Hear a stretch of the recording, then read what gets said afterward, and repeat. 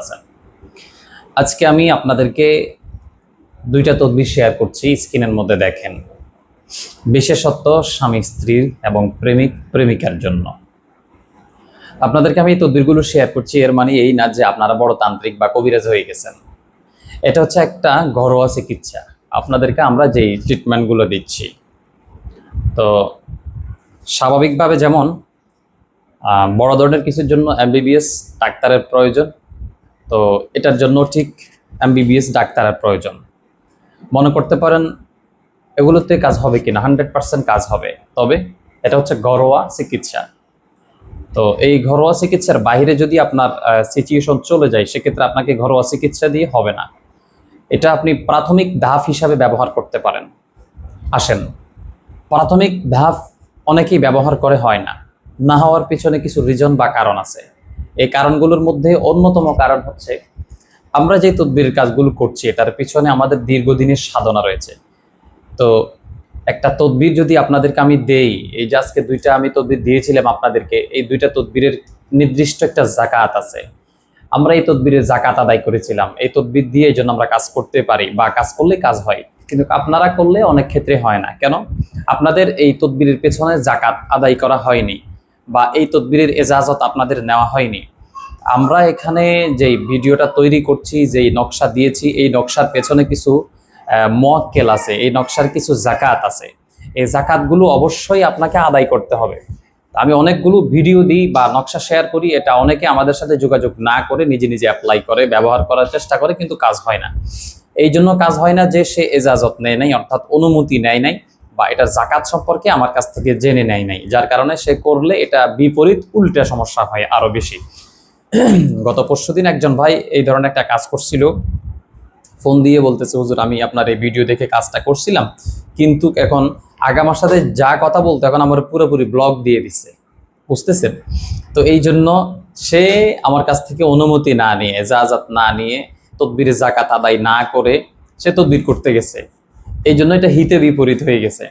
ভাই, তদবির শাস্ত্রটা আমরা অনেকে মনে করি এটা হালকা কোনো জিনিস না। এটা হালকা কোনো জিনিস না। আপনার হসপিটালের মধ্যে যেমন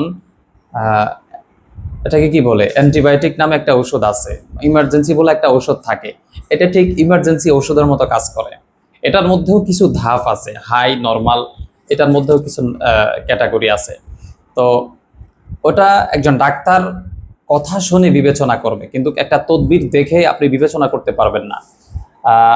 বর্তমানে সবচাইতে কঠিন একটা রোগ হচ্ছে আইবিএস, যাদের পেটের গোলযোগ বা সমস্যা। এটার জন্য নির্দিষ্ট কোনো ঔষধ নেই, তবে হয়তো সামথিং কিছু জিনিস দেওয়া যেতে পারে। তো অর্থাৎ সেটা ডাক্তার বিবেচনা করে আপনাকে দিবে, সমস্ত কথা শুনে। তো একজন তদবির কারক তিনিও কিন্তু আপনার সমস্ত কথা শুনে আপনাকে ওই সাজেস্টটা করবে কোন তদবির আপনার জন্য প্রযোজ্য। কিন্তু দেখা গেছে এখানে আমরা যে তদবিরগুলো আপনাদেরকে দিচ্ছি, ওই যে আমরা যে ভিডিওগুলো দেখি মাঝে মধ্যে, যে এই অসুস্থতার মধ্যে কি খাওয়া যায়, অর্থাৎ আপনার পেটের বিভিন্ন সমস্যার জন্য এক এক ডাক্তার এক একটা ওষুধ সাজেস্ট করতেছে, আপনি এটাও খেলেন, এটাও খেলেন, এটাও খেলেন, সব খেয়ে কিন্তু পেটের নাড়ি বুড়ি সব জ্বালায় ফেলছেন। এখন তদবির করলেও আর ধরে না, এখন আপনি ওষুধ খাইলেও আপনাকে ওষুধে ধরতে চায় না। তো এটা হচ্ছে আমাদের আরো একটা সমস্যা। এই জন্য মূলত নিজে নিজে কাজ করতে গেলে কাজটা হয় না। তো কাজটা হবে কখন? যখন আপনি এজাজত নিয়ে নেবেন। তো এই জন্য এজাজত নিয়ে তারপর কাজটা করবেন, কাজটা হয়ে যাবে। আমাদের কাছেও আশা লাগে না তদবির কাজ করার জন্য, শুধুমাত্র যদি এজাজত নিতে পারেন বা আপনার আমল ভালো থাকে, তাহলে ইনশাল্লাহ হয়ে যাবে, সমস্যা নাই। তদবিরের কাজ হওয়ার জন্য সবচাইতে যেটা বেশি, একেবারে আমি বলি সবচাইতে বেশি গ্রহণযোগ্য বিষয় হচ্ছে আমল। আমল যদি আপনার ভালো থাকে তাহলে ইনশাল্লাহ এটা হয়ে যাবে। কিন্তু আমাদের বর্তমান আমলের অবস্থা এমন যে আমরা 5 ওয়াক্ত নামাজই পড়তে পারি না, বাকিটা তো বাদই দিলাম।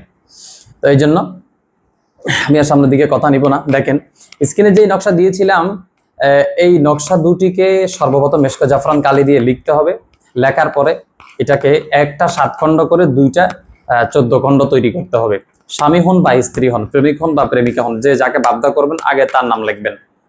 আপনি যাকে বাধ্য করবেন আগে তার নাম লিখে পরে তার মায়ের নাম লিখবেন, পরে আপনার নাম, আপনার মায়ের নাম লিখে দিবেন, দুইটাতে একইভাবে সেম সেম। এরপরে এটাকে হিন্দুদের মন্দির থেকে প্রদীপ তেল নেবেন। হিন্দুদের মন্দিরে প্রদীপ জ্বালায় তারা, আগেকার সময় যে প্রদীপ ছিল বা আমাদের বাসায় আমরা চেরাগ বলি, আপনাদের বাসায় কি বলেন জানি না। এই প্রদীপটার তেল ভিতর থেকে নিবেন, নিয়ে ওই ঠাকুরের থেকে প্রদীপের তেলটা নিবেন। এটা একেবারে খুব শক্ত একটা তদবির আপনাদেরকে দিচ্ছি। তো এটা কে করবেন? যাদের স্বামী স্ত্রীর মধ্যে বনিবনা হচ্ছে না, প্রাথমিক ধাপে বনিবনা হচ্ছে না, স্বামী স্ত্রীর মধ্যে অনবরত শুধু ঝগড়া বিবাদ লেগেই আছে, একজন একজনকে বলতেছে তালাক দিয়ে দিবে, ডিভোর্স হয়ে যাবে, এই ধরনের কথাগুলো চলতেছে ক্রমান্বয়ে, তাদের জন্য আজকের এই তদবিরটা।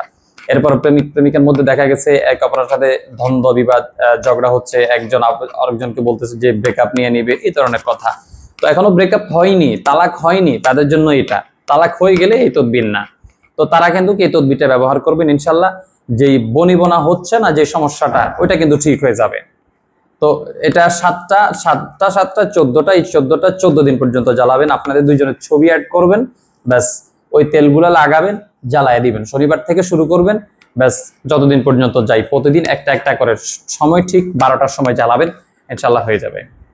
আমি আজকে যেভাবে আপনাদেরকে দিক নির্দেশনা দিয়ে কথা বললাম, ওইভাবে যদি আপনারা করেন, ইনশাল্লাহ হয়ে যাবে। ভালো থাকবেন, সুস্থ থাকবেন। আসসালামু আলাইকুম।